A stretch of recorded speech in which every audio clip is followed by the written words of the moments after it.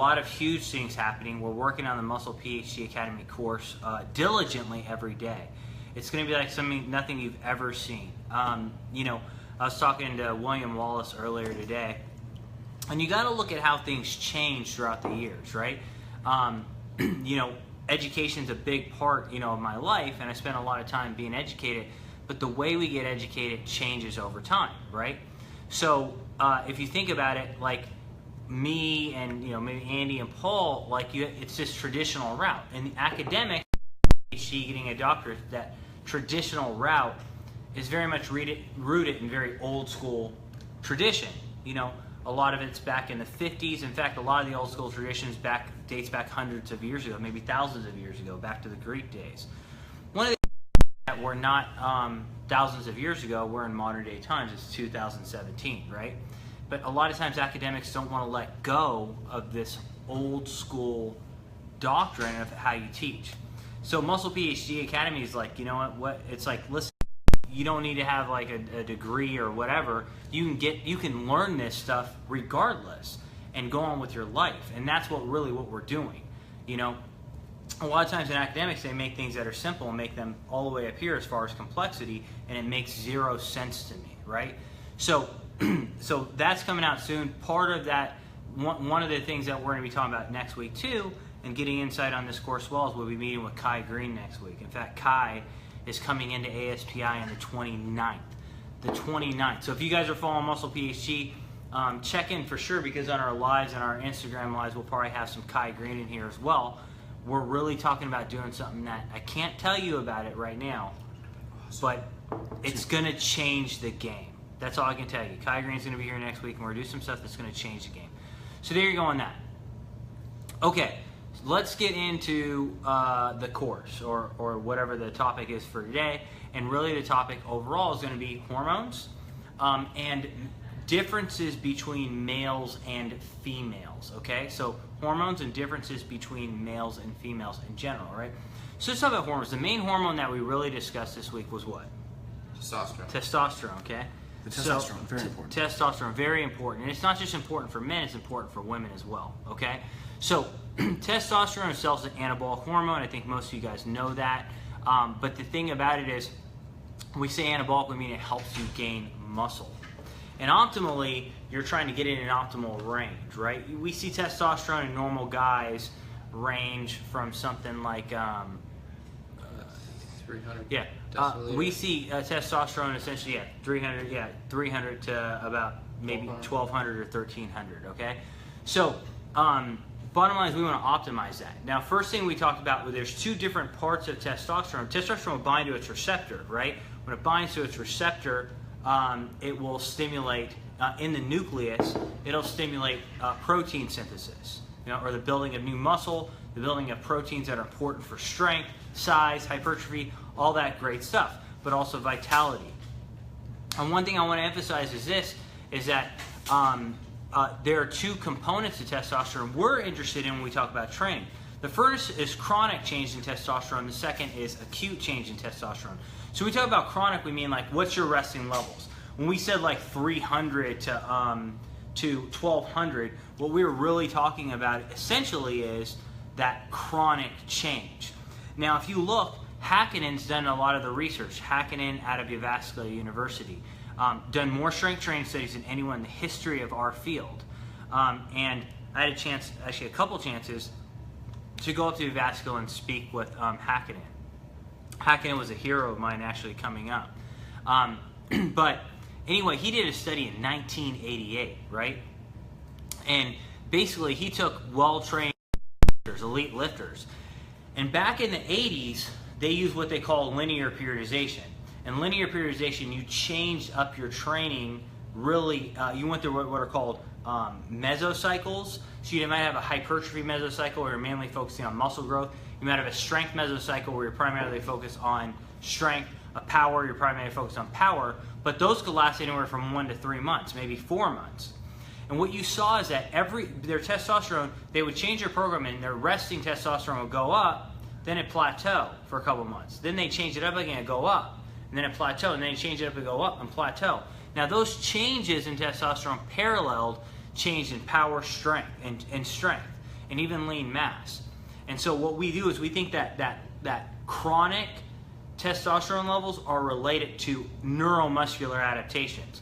The take-home message here is that we tend to default to doing the same things every single time that we train, right? And listen, I'm guilty of that. You go on and what's a chest day? I'm gonna go lay down on the bench and do whatever, right? You know, it's leg day. I'm gonna go do whatever, 5 sets of squats. You know, it's the same things over and over again. The point is that that you've got to change that up drastically if you expect chronically those hormone levels to change. Chronic periodization is key for that. Now, second thing we want to talk about is acute change in testosterone. Acute change means what happens during the workout itself. There's several different variables you can manipulate that will enhance testosterone when you train, but one of them is exercise selection itself. The larger the body part trained, the greater the overall testosterone response that you get. And so if that makes sense to you guys, it's very, very important to take home here. So, so going off of that for a second, essentially, if you think about that, when you do arms, are you going to get a huge testosterone response? No, right? You're training arms. And so, you know, basically, and I know Rich, if Rich is watching this, he's probably laughing right now because he knows I train arms like every day. But the bottom line is that, like, when you, but if you train legs, are you going to get a huge testosterone response? Huge, astronomical, very large, okay? So, there was a study that was performed by Rostad's lab out of Norway, the Norwegian Institute of Sport. And what they did was they had individuals train legs first and then arms after. What they found is that the group that trained arms alone, the group that trained arms alone got virtually no testosterone response. The group that trained arms after legs, massive testosterone response. That group was the only group that increased the size of the biceps at the largest part of the biceps. So the thickest part of the biceps increased only in the group that trained arms after legs. Now, we're not saying that basically you should do like a massive arm workout every single time you do legs, but throw in 3 sets of arms real quick, you know what I mean? And I think that might help them grow. Now, so do I think squats can make arms grow bigger? Honestly, to be honest, I think yes. So do I think the acute rise in testosterone important for muscle growth? Definitely. I think there's a lot of evidence for it. There are studies that have come out that have shown the opposite, but there's a lot of flaws in those studies. So let's go to the next thing here. Which actually we're releasing today. What's the biggest difference between men and women as far as how they perform in the gym? Now, if you look, one of our, actually 2 of our good friends, they're going to come up here to ASPI and do a camp with us. And the camp's going to be, we're going to do a camp for bikini, bikini camp for women. And it's going to be with Annette Del Rosa, who's an IFBB professional athlete, as well as Courtney King, who's the reigning bikini Olympia. So they'll be coming to us, and we'll be doing some seminar stuff, and we'll be doing hands-on stuff with them, the bikini camp at the ASPI. So if you guys are interested in that, definitely check that out. Stay on the lookout. Stay on the lookout for that.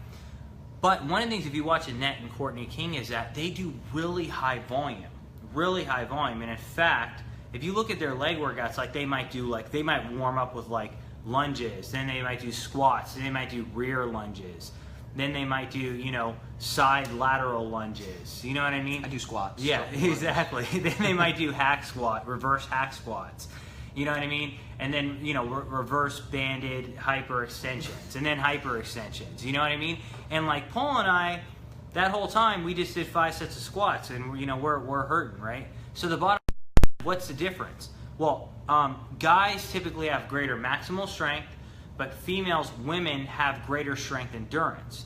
So they can essentially, honestly, on strength endurance, most of the time wipe the floor with guys. Okay? So that's a key thing to take home, is that so women may want to take advantage of the fact they have greater strength endurance and perform higher volume workouts.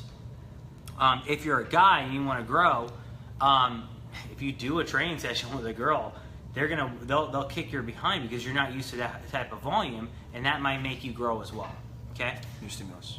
So the last topic that we covered was also differences in men and women. Now it's interesting, why do women have greater strength endurance?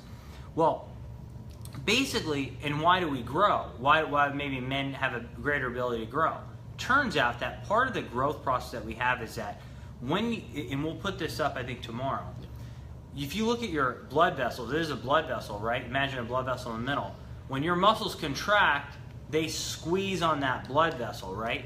So when you squeeze on that blood vessel, you cause blood flow restriction. Blood flow restriction leads to greater metabolic stress, greater cell swelling. Greater metabolic stress, greater cell swelling equals more growth. You get bigger, larger, okay? And it turns out that guys get more of that restriction than women at submaximal loads. Now, because of that, that may explain some of the reasons why guys have less strength endurance, but also might explain why they have more growth.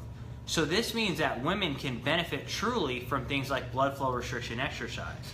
So basically, ladies, if you're watching this and you're doing legs, that means you take, it could be an ace bandage, it could be a knee wrap, and you can wrap at the top of your limb in a spiral fashion so that here you're wrapping at about 7 out of 10 on perceived pressure, and you're gonna do higher reps like you guys normally do. You do that, you'll cause that blood flow restriction, and you can weaker body come up. So that's the key, that's what we talk about that. So summarize this up. Chronic, both the chronic and acute responses of testosterone are important, I think, for muscle hypertrophy and even strength and power adaptations. For the chronic change, you need to change it up. That means you need to have a plan. If you don't have a plan, you have a plan to fail. 6 P's. Right? So yeah, exactly. So, what is it? What's the 6 P's? Prior planning prevents piss poor performance. Prior planning prevents piss poor performance. Prior planning prevents piss poor performance. The Hashtag. yeah. Shout out Ryan So Lowry. that's Ryan Lowry. Actually, Mr. Lowry, his dad, told Ryan Lowry that, and then Ryan Lowry told us that. I mean, everybody knows the terminology. Obviously, you've heard it before, but actually applying it. Step back and think about it. Apply it. If you're just walking in the gym and you didn't plan it out, you got a plan to fail. You got a plan to stay the same size, the same strength. Make a plan, right? So anyway, got that from Ryan P. Lowry. Check out his Instagram. Give him a follow. Yeah, give him a follow. All right, let's get into it. Okay, so Q&A. guys, Q&A. So what we're doing now is Q&A. So let's do it. So this is the time where we answer all your questions. Everybody who keeps commenting on Anything, IG, I see 'em. whatever. So Paul and Andy are going to pin the questions for me here, and I'll answer. And this is not rapid fire yet. That's a good question. So, to what degree? You know, this is a very difficult question. Does marijuana affect muscle growth and your testosterone level? I think that basically, if you extreme amounts, like you're hitting like all day long every day, like half baked, then yes. But technically, if someone's super stressed out and they do something that lowers their stress levels chronically, that could potentially help with gain. So I think it's one of those things where it's likely a U-curve, like with anything. It's almost like alcohol. Can alcohol hurt your gains? Yes. Can small amounts actually relieve stress and help? Sure. So there's typically a U-curve to anything. Julian Plusia says, what about exercise selection, men versus women? Julia, here's the thing. That's a really good question. In general, we have greater strength endurance with isolation exercises. Where you really see the greatest differences, I think, between men and women are on those compound movements that involve a lot of muscle mass. So basically, women can get away with doing a lot more compound than men. If men are going to get more volume, they might need to add more isolation than women. So that would be my answer to that question. Jamz's Han 21. What should be the ideal time to consume post-workout whey protein? I mean, honestly, if you're done training, I would eat something. That's what I would say. Next week, too, stay tuned for an elaboration on ISO versus... do we do concentrate or hydro versus ISO? Or is that an article? It's an article. So look out for that coming up. Look out for that. Yeah, we're going to do an article on that. It's so interesting to me. Like, when I was coming up, it was like, yeah, make sure you get post-workout nutrition. Hormones are important for muscle growth. Then all of a sudden at the end of grad school, hormones don't need for muscle growth, and you don't need to eat after you work out. Like, honestly, guys, both those are probably false. So, can women grow massive muscles the natural way?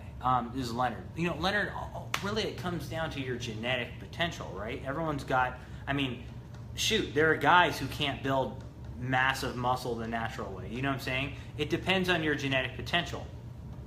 Are there women that can gain a lot of muscle naturally? Absolutely. Are there women who can't? Absolutely.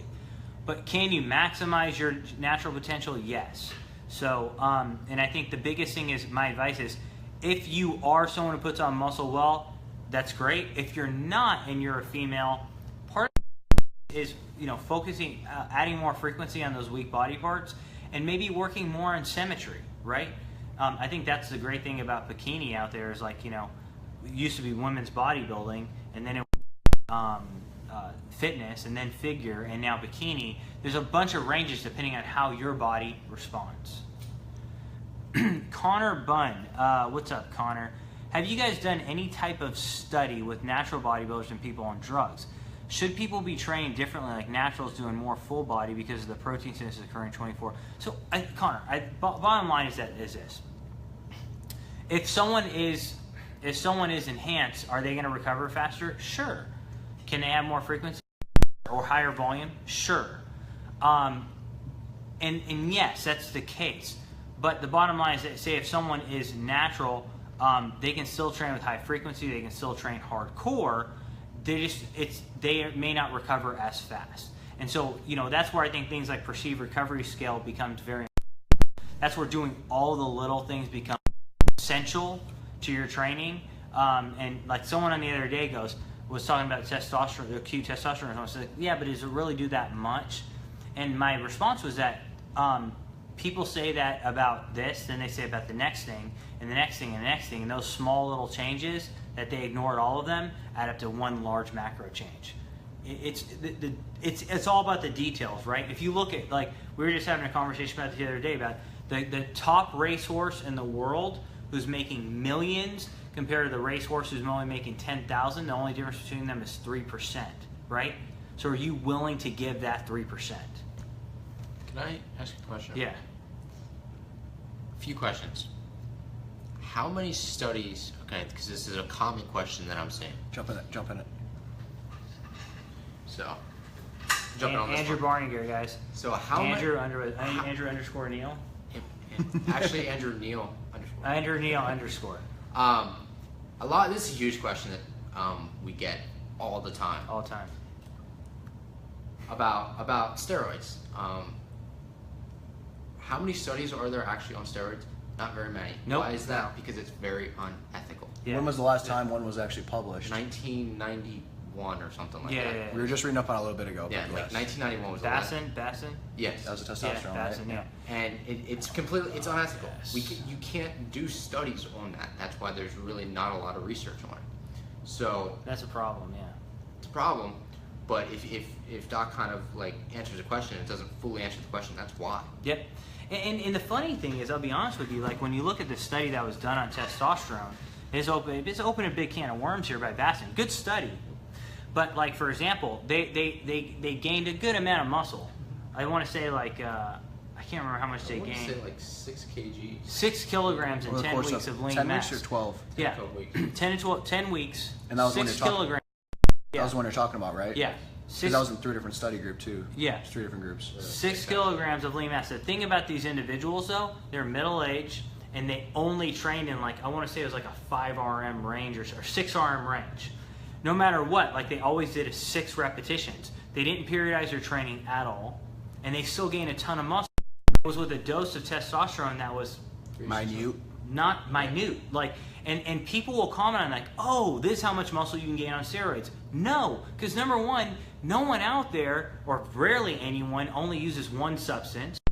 Number one, they use at least 3, right? And usually more. That's modest. That's modest. 2, they're not using a dose that small. 3, they're not training, to be quite honest, like pansies. And you know what I mean? And oftentimes they're not middle-aged. So my point is, that study tells us that testosterone is anabolic, and that's it. That's it. We can't make any conclusions about the amount you can grow. Because I can tell you right now, like people who are genetically gifted and using can make triple the gains. and I'm triple the gains that were in that study. It's a really good point by Andy. And it also tells us that when you're really looking at studies, guys, I hate to say this, a study came out, I remember we were talking about this, I don't know, 3 months ago on strip sets. And they concluded strip sets may be beneficial for muscle growth. And my conclusion was like, guys, I knew this 15 years ago. You know what I mean? Yep. Like when we were in high school, you know what I mean, in PE. Why are we still publishing stuff we already know? We knew. And so, guys, science is so far behind. It is light years behind, right? And listen, I love science. Like if you go to my Snapchat story, or if you go to my Instagram story, you saw I scroll through like the papers. I published over 200 papers, guys. I've done science. All right, I do science, and I'm telling you, science is so far behind when it comes to gaining muscle. So far behind. All right. One quick thing, really quick. Yeah. Bronco Core Fitness, your boy from FSU. Okay. Bron says, "What's up?" Oh, Bron, what's up, Bron? Good to hear. Man, it's been a long time. Quick side note. Bron's a big guy too. I love Bron, man. Yeah, you got to touch. Hey, Bron, like if you're in Tampa, man, you got to come over to ASPI, man. It's been way too long. Okay, so Leonard Carrasco said, "What's up, Leonard? What makes female bodybuilders look like males? Will it be possible to avoid if one lady wants to pursue high levels in bodybuilding?" I mean, look. You said it. We just said it honestly with these studies. If you're taking steroids, the thing is, testosterone has two properties. It has a lot of properties. We say anabolic and then we say androgenic. Anabolic means that's the muscle gaining component of things, right? Androgenic are those secondary male characteristics like a deeper voice, jawline, you know what I mean? And so if someone goes down that route, even a little bit, certainly they're risking acquiring certain attributes that males have. And some of those attributes will not be reversible, okay? So can you bodybuild without steroids? Yeah, absolutely. You know what I mean? If you're a female. But the thing is that, and then you wouldn't incur those effects. You know what I mean? But how far you go up, maybe if you're like, I don't want to go do that, there's other physique bodybuilding type movements like bikini. You know what I'm saying? That you can select out. So it really depends on what you want. Clover butter. That's a cool name. Clover butter. Okay. She comments on a lot of stuff. Yeah, no. Oh, that's right. Oh, Clover Butter's freaking awesome. Okay. You know what? Clover Butter, we really appreciate you. Now you have a cool name, but you're freaking awesome. So, Clover Butter says, BFR for women. Where do you wrap on the quads? Well, you know what? We could demonstrate that. Basically, what you do is, yeah. Stand in here. Get in here. Yeah. And Andrew, see, Clover Butter, check this out. So, I'm going to try to lift my leg up here. Yeah. Right here. Look at that quad. Flex. Look at that quad. Whoa. Right there. Whoa. Literally right there. As close to the pelvis area as you can What get. about if somebody tries to do BFR calves? You know, now I've heard people say that, oh, you just need to wrap at the top of the thigh, it doesn't matter. I don't think that's the case, okay? I think that for the metabolic component, yes, but I think if you wrap at the top of the calf, you get more cell swelling. Bang. Done. Which may lead to calf gains. Calf gains. Great question, CB.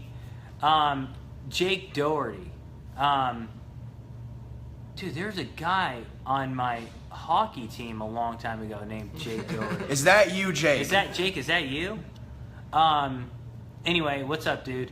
Hi, Doc. Is there any benefits to stretching the muscle the next day when DOMs have kicked in to create more muscle damage? It's interesting. Stretching itself may serve as an anabolic stimulus for growth. And if you don't stretch a lot, that could be a way to increase frequency of stimulus on the muscle. Potentially, yes. Potentially, yes, Jake.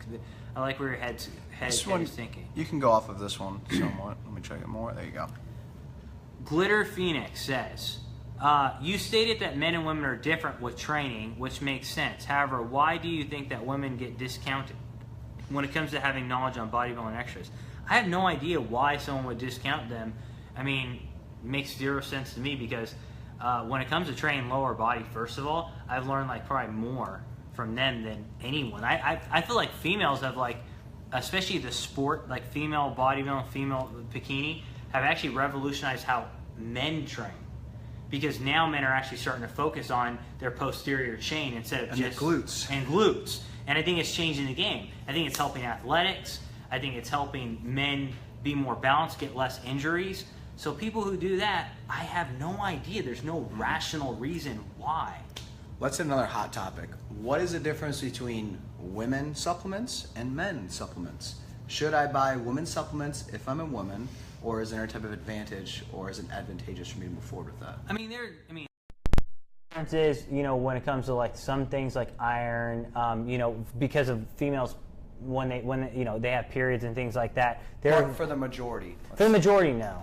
Talking about like whey protein. Yeah, the majority. Yeah, the majority is going to be the, you know, the dosage. Generally speaking, I mean, there are women who are bigger than I am, but generally speaking, women tend to be smaller than men, so the dosage is the only thing that would likely differ. You know what I mean? So a lot of it comes back to marketing. A lot of it comes back to marketing. Guys So like Paul. yeah, exactly. So no, I think that women and men can, for the most part, have similar supplements. There may be some differences in like vitamins and stuff like that.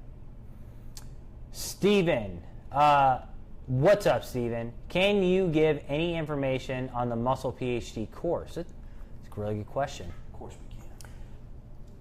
Basically, we have this concept, Steven, to where I think that the education system's old school. I'm going to be honest, I do. And, you know, basically, I think that you can, Coming from someone who was in it. Coming from someone who was in it. Who has a good Yeah. amount of experience knowing what's Who's got taught and- I mean, I got a lot of experience in this. And my biggest thing is this, that like, there's a lot of time that gets wasted. When I was in school, I must have taken a dozen classes where I had to relearn about the Krebs cycle. You know what I'm saying? Like, I mean, like, guys, I got that in like biology 101, right? I'm in grad school and you're still talking about like the basics of the pathway of the Krebs cycle. I'm gaining nothing out of this, okay? And so my point is, I feel that the traditional education system's this, right? So here's where you're trying to get. You're trying to get right here, right? And this is the traditional education system. Right? And I think it should be this, okay? The other thing is, I feel like traditional education takes things that are down here and brings them like up here. In other words, we take concepts like strip sets that are simple and make them complex, okay? And guys, it's not as complex. And so in other words, what we're trying to do is that we're taking things and getting straight to the point. You'll have all the knowledge, all the complexity, all the in-depth mechanisms that you need to know, but we're not going to BS them, okay? We're not going to sit around and beat around the bush like happened to me, honestly, in school. I mean, these guys got their master's degrees. They're finishing their PhDs. They understand what I'm talking about. We get straight to the point. We're going to give you decades worth of knowledge, and we're going to give you that knowledge like that. You ever think about this for a second? We were having a conversation. Alex Burton does our IT. If you go to musclephd.com, you see a lot of cool stuff on there. He's very talented. And we talk about consumption. I like sweets. Andy likes sweets. Paul likes sweets. Okay. Understatement. So, understatement. Now, one of my favorite foods to eat besides cheesecake is pumpkin pie. Now, if I eat a pumpkin pie, I consume it, right, and I enjoy it, and I experience it. Now, later on, I might ask what's in it, how is this made, but while I'm eating it, I'm literally just experiencing it. In school, when we go over stuff, we're literally like having to like rack our brains for every single concept. I want this course to give you knowledge that might have taken me years to get. I want you to seamlessly consume and experience. That's it. Like you were eating a pumpkin pie. So that comes out. Nice. Yeah, that's nice. So that comes out. Take that down. What? So take that down. That's our marketing behind it. Yeah, that's our marketing. This had me eating a pumpkin pie. You know, but yeah. So actually next week, part of what we'll discuss too, we'll be getting a lot of insight with Kai Green on this. But we don't go too much detail on this. But just guys, be ready. Be ready for something huge. Okay, rapid fire. Guys, we're going to rapid fire now, okay? So that, what does that mean? You know the rules. I can't go into detail. Now Paul's going to keep me in line here. He's going to keep me in line. Okay, you ready? What's up, everyone? Let's roll. Boom. For women, is fenugreek okay to take post-workout? Sure. Eric Olson, do they do tests/studies on people who are on testosterone replacement therapy? Yes, it works. Lauren Cinnamarigan says, you talked about arms after legs. What about triceps and push and biceps after compound pull movements? Yes, absolutely, Lauren. Julian Pleska, effect of chest exercise and chest development in men versus women, i.e. why do chest exercise if you are female? Well, you still need to balance things out. You don't want your chest to, get injured. You can't do right? booty every day. Yeah, exactly. And more muscle equals, greater metabolism.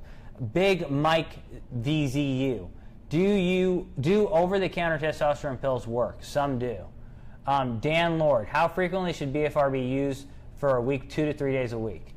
Bzak, does leucine alone raise plasma leucine more and BCAAs together?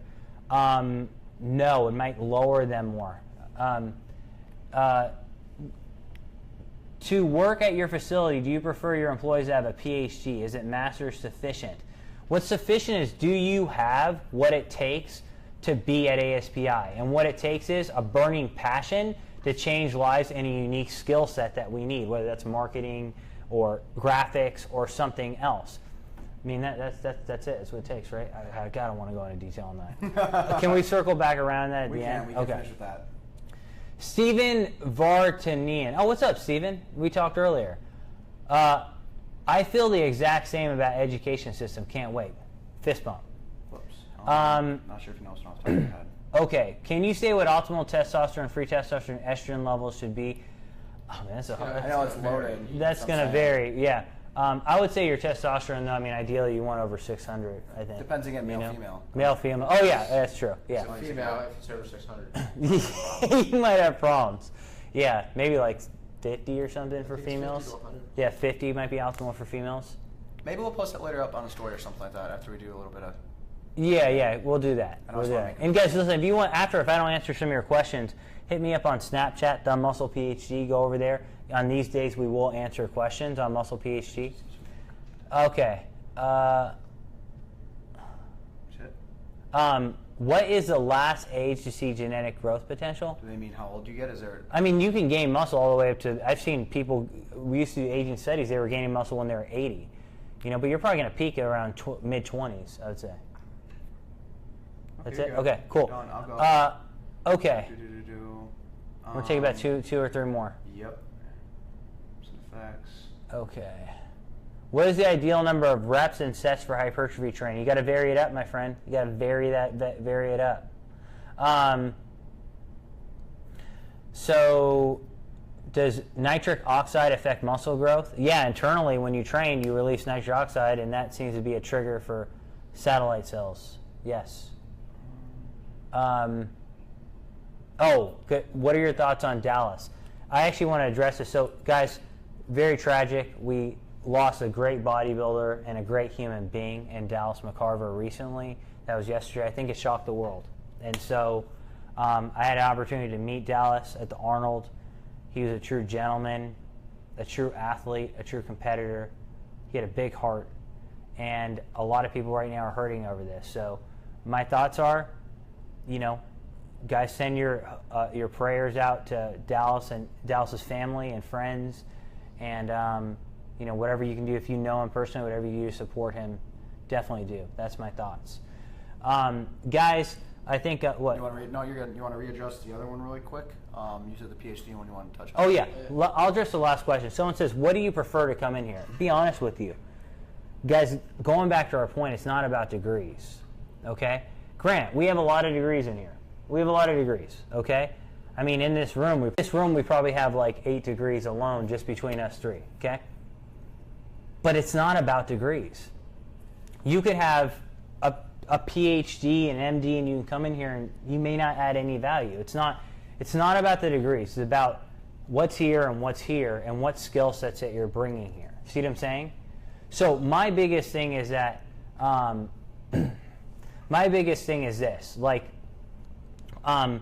I'll give you an example. Like our IT guy, like Alex Burton, he's got degrees, but he learned IT and he learned the skill set of building web pages and all the whatever script and stuff that he knows. I don't know. He speaks a different language. I don't speak that language, but Alex learned that on his own. He actually just came back from a trip from Utah with like these proto computer guys. Yeah. You know what I mean? Like a dozen proto computer guys who glasses and everything, like just high skilled levels. Professionals, and that's how he learned. Okay. We need so much at Applied Science and Performance Institute. We need graphics, we need video, we need editing, we need marketing, we need people who know research. We don't just need scientists. It's not just scientists, because bottom line is our why is to change the course of science and to really like bring what's here to the world, and in a way that's digestible. And that's not just having a PhD. To be quite honest, a lot of times people who have PhDs can't even communicate. And that's why we have to do this course. So, guys, do you have a unique skill set? Is that skill set, you think, something that will allow us to reach more people on a global scale and to help and change more lives? If you have that, go to themusclephd.com. Or you can email me directly. Yeah, you can, or I'll put my. yeah, he's going to put it on. Or it could be info@themusclephd.com. You can email info@themusclephd.com and say in the heading, I want to change lives. It's not about just what you can provide mentally. It's about what you can provide as a whole. Exactly. What makes you different than the person sitting next to you right now? What makes you different than the person in your class? You might have a summa cum laude sitting next to you, but realistically, you might perform better than they will. Exactly It's right. all about you, and you determine your future. Exactly right. So, guys, you should bring a skill set. That's what it's all about to me. And to be quite honest, we like people who are different. Like, you know what? I learned a skill set of my own. I didn't even go to school. I just learned it. I went through the school of hard knocks. Here's what I can do. Great. I don't care. You might have a high school diploma, but you might have something that changes this facility. Show that to us. We're open.